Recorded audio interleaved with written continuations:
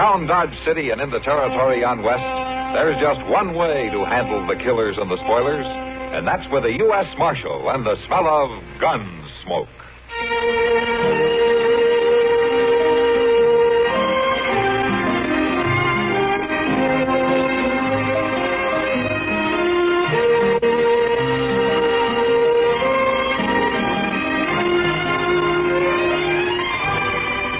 Gunsmoke, starring William Conrad. The story of the violence that moved west with young America. And the story of a man who moved with it. I'm that man. Matt Dillon, United States Marshal. The first man they look for and the last they want to meet. It's a chancy job, and it makes a man watchful. And a little lonely.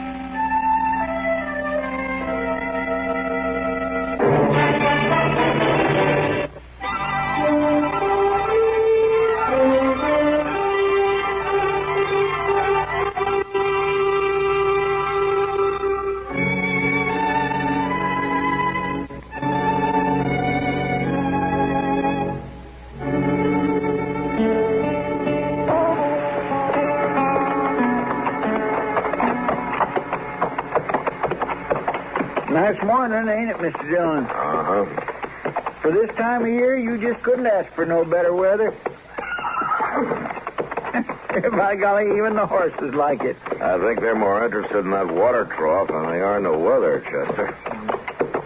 Oh, there's old Buffalo Mary filling her wash bucket. I sure hope she ain't stirred up all the sludge off the bottom. Sludge doesn't bother the horses. Well, it does me. It's warm enough this morning, I figured I might wash up a little. You know, you've been saying that every morning for 2 weeks until you find out how cold the water is. I know, but I got my courage up better today. Yeah, sure. Morning, Mary. Morning, Miss Mary. Marshal, Mr. Proudfoot, I didn't hear you at all. Reckon my faculties are starting to go. No, you were just too busy, that's all. Doggone if that water ain't still pretty cold. I figured it would be. How's the world been treating you, Mary? I reckon I don't see much of the world, Marshal, except in this dirty clothes. Yeah, I get the same feeling sometimes. Are you keeping busy, are you? Well, to tell you the truth, Marshal, if the day was 2 hours longer, I'd still be short of time. How's that so? And if it ain't washing and ironing, it's packing water for the tubs. Cutting firewood to heat 'em. Oh, it's a tired full night. Sometimes I could just drop right in my tracks. Yeah, I know what you mean. I've been aiming to come by the jail and get them shirts of yours for the past 2 days. Now, I'll do it right now, Marshal. I'll leave my buckets here. No, Mary. Chester can drop them off this afternoon sometime. Well, it would be kind of a help. If it ain't too much trouble. No, it ain't no trouble at all, Miss Mary. That's mighty kind of you, Mr. Proudfoot. Oh, I'm glad to do it. Truth is, I'm a little put out today. Piece of bad luck, as you might say. And, well, I'm much obliged to you. It's as good as done, ma'am. What kind of bad luck, Mary? Oh, nothing at all, Marshal. I wouldn't even bother your mind with it. Has that bruise on your jaw and that black eye got anything to do with it? I'd rather you just forget I said anything, Marshal. What happened, Mary? He said he'd come back and do for me if I was to tell. Well, for the land's Who sake. said he'd come back and do for you? It is Reb Sutter. Well, that no-count bully's been in more meanness than you can shake a stick at. Why did he do it, Mary? What reason did he have? It was my savings, Marshal. Oh, my gracious. I had them buried in my cabin, and I wouldn't tell him where. But he made me tell him before he was through. It took me 2 years, $48. Ever since I got. I declare he ought to be hung. Oh, I weren't going to say nothing, Marshal. Even if they hadn't threatened me. I wasn't aiming to put you to no bother. It's not me who's going to be bothered, Mary. Oh, it ain't like it was something big and important. It's big. It's important. And by the time I get through with him, Reb Sutter's going to realize it.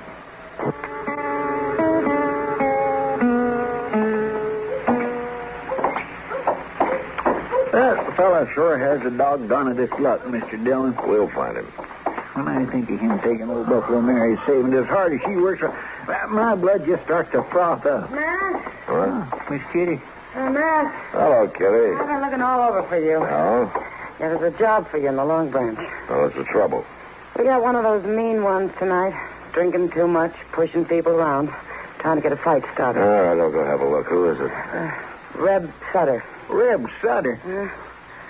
Well, we've found him, Chester. Come on.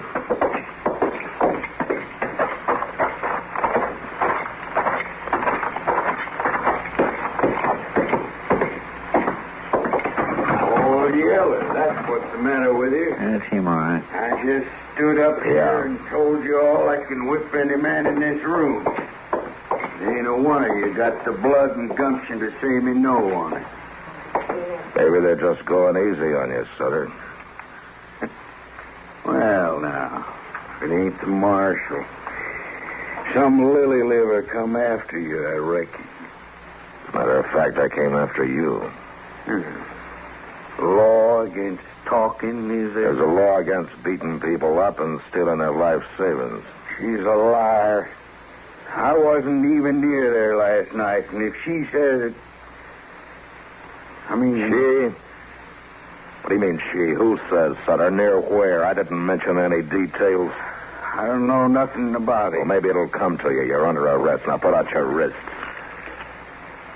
I reckon I could put handcuffs on a man, too, if I was wearing a gun and he wasn't. You've always played it safe that way, haven't you, Sutter? Never wearing a gun. If you had somebody that killed you a long time ago. Ain't nobody got much taste for going at it my way, though, I notice. Well, maybe it's time somebody didn't. I offered, Marshal. Nobody took. That's so.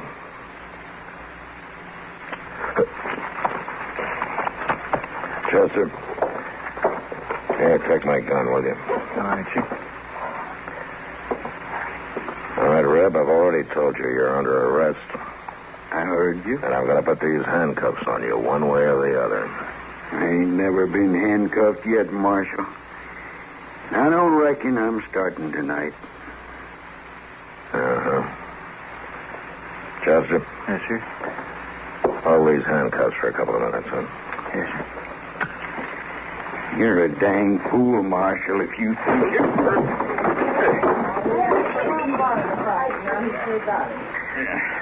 Why, you... I'm going to kill you for that. Maybe.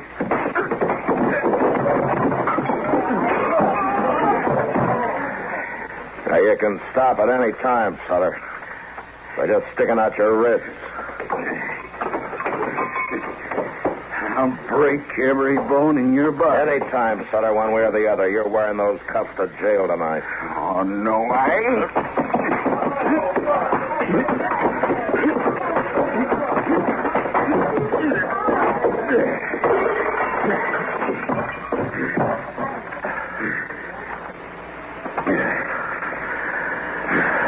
Chester,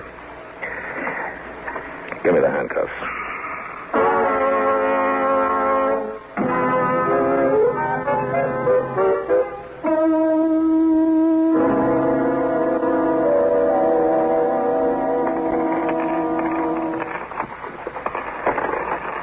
Well, I guess that's it, Mary. 84 cents, Marshal. That's all they had left out of it? Yeah, I'm afraid so. He managed to hit almost every saloon in town.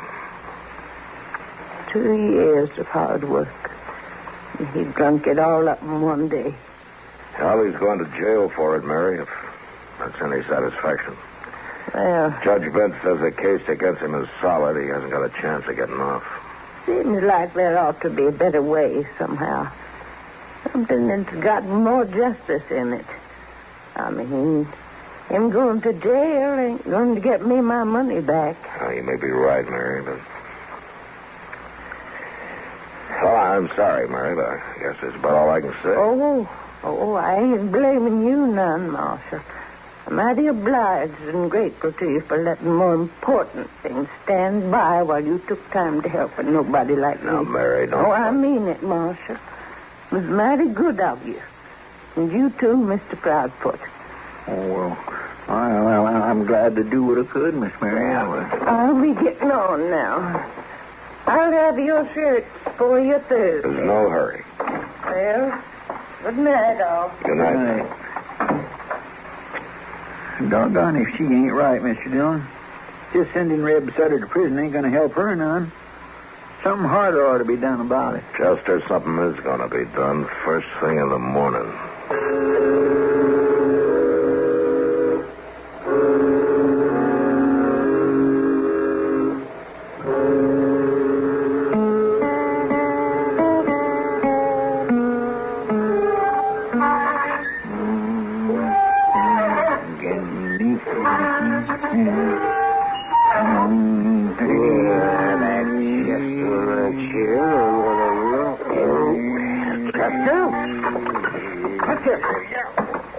What is the matter with you, Doc? Oh, honest, if you squeak that confounded chair one more time, so help me, I'm just... You mean like this? Set up a blast? Oh, darn you, Chester. You mean a little noise like that enough to get you all pecky? A little noise like that's enough for me to cut your throat if you keep it up. Oh, man, you got bad nerves, Doc. Old Chief Thunderbolt makes up a kind of a tonic. They say supposed to cure that. Oh, Chief Thunderbolt doesn't know any more about medicine than you. Bad nerves and a tonic. Lots of people gets it from him and takes it regular. And a lot of people are fools, too. I don't know. They claim it does them good. Oh, Chester, my nerves are all right, and that tonic of Thunderbolts is 60% hogwash and 60% rot gut whiskey. Well, now, look here, you can't have no 120% or nothing. I can have 100,000% if I want it. That's a bunch of Chester. Well, I'm just shifting my weight, Doc. Then don't shift it. Leave it where it is. Folks who takes that tonic regular don't stir up no big ruckus just because somebody happens to lean back in their chair once in a while. Folks who take that tonic are dead from the neck up before they take it and from the neck down after. Oh, how are you, Doc? Anything out of the ordinary, Chester? No, sir. Not a thing, Mr. Dillon. Except I was beginning to figure you was going to spend the whole day over there at Judge Bent. What are you up to now, man? Just playing fast and loose with the law, are you? No, not according to the way the judge sees it. Chester, go get Reb Sutter out of his cell, will you? Yes, sir. Oh, Chester. Boy, Doc, the man can't get out of the chair without squeaking at some, can he? I swear I never sees it. It's all done to do over a picky and his little old noise. Oh, that boy. Thunderbolt tonic. Bad nerves. Oh. You, kind of on the prod today? I am not on the prod. You know, sometimes a person's blood gets thick during the wintertime, and come spring, he needs a good tonic. Matt, Yeah. I'm getting up out of this chair, Matt. I'm going to walk slowly and carefully to the door. I'm not going to lose my temper. I'm going to keep my voice down. I'm going to open the door, step outside, and say goodbye. Goodbye, Doc. Did the doctor leave? Yeah, he just left, Chester. Oh, come on in, Sutter. I want to talk to you. Yes, sir. Whatever you say, Marshal. Reb, you've had 2 days in the jail cell to think it over. You probably realize how things stand against you, don't you? It ain't good, I reckon. Now, if you go to trial, you're going to be convicted. There's no doubt about it. I kind of figured that, Marshal. The least sentence you'll get off with is 2 years, and it may run to, 5 to 7. Unless we can work something out. What do you mean? Sending you to the penitentiary will satisfy the law, but it won't help Buffalo Mary very much. You stole $48 from her, and you spent it. Well, can't pay it back to her, Marshal. I ain't got 1 red cent to my name. I know that.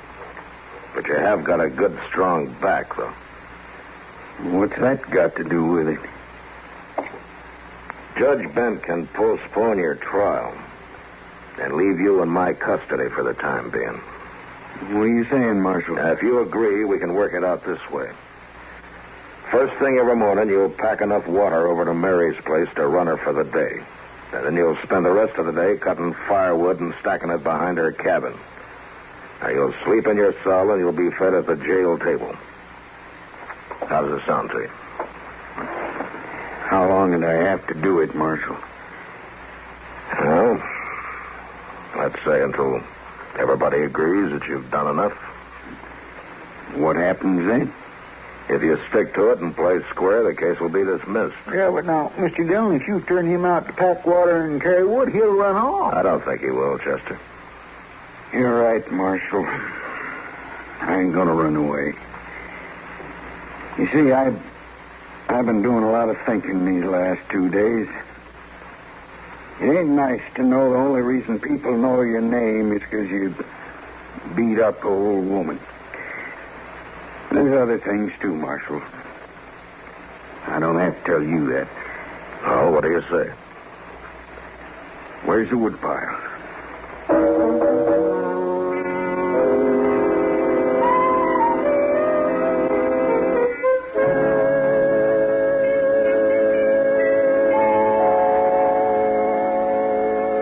Buffalo Mary's come down the street there, Mr. Dillon. Oh, is that so? Coming here, it looks like. Well, I haven't got anything for her. I thought she was supposed to pick up those shirts tomorrow. She might have forgot what day it is. Oh, good morning, Mary. Come on in. I ain't upset nothing important, am I? No, of course not. Nothing but a morning cup of coffee. Would you like to have one with us? Oh, well, much obliged, Marshal, but I done had mine. How things going, Mary? Is Reb keeping at it steady? Well, that's what I come to see you about. Oh? I'd never believed it, Marshal, but that boy's just been a working fool. Maybe he sees the devil over his shoulder. Well, in these 2 months, I've been able to take extra work enough to save $56 already. That's good. And not only that, he's got enough wood stacked up over at my place to last me for the next 3 years. That's what I wanted to see you about, Marshal. I told him that he's fairly bothered now that he could quit. But he keeps on working. Maybe you should tell him. You know, there's a funny thing about justice, Mary. Sometimes it's all bound up with a person's conscience. I guess I don't quite understand, Marshal. Well, I think in this case that Reb has to feel that he's paid his debt not only to you, but to a lot of other people, too. So let's let things go on for a while, huh? I'll just wait till Reb comes to us and says he's ready to quit.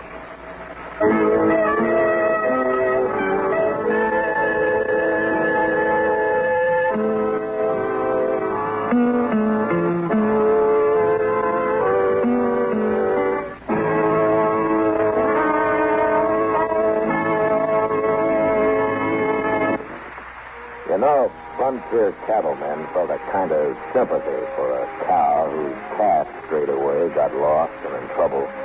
They call these lost calves stogies. But next week, Dodge feels no pity for a woman whose son gets in real trouble and dies. And that was the way. Gunsmoke, produced and directed by Norman Macdonnell, stars William Conrad as Matt Dillon, U.S. Marshal. The story was specially written for Gunsmoke by Les Crutchfield, with editorial supervision by John Meston. The music was composed and conducted by Rex Corey. Sound patterns by Tom Hanley and Bill James. Featured in the cast were Virginia Gregg and Vic Perrin. Harley Bear is Chester, Howard McNear is Doc, and Georgia Ellis is Kitty. Join us again next week for another story of the Western frontier, when Matt Dillon, Chester Proudfoot, Doc, and Kitty, together with all the other hard-living citizens of Dodge, will be with you once more. It's America growing west in the 1870s. It's Gunsmoke over the CBS Radio.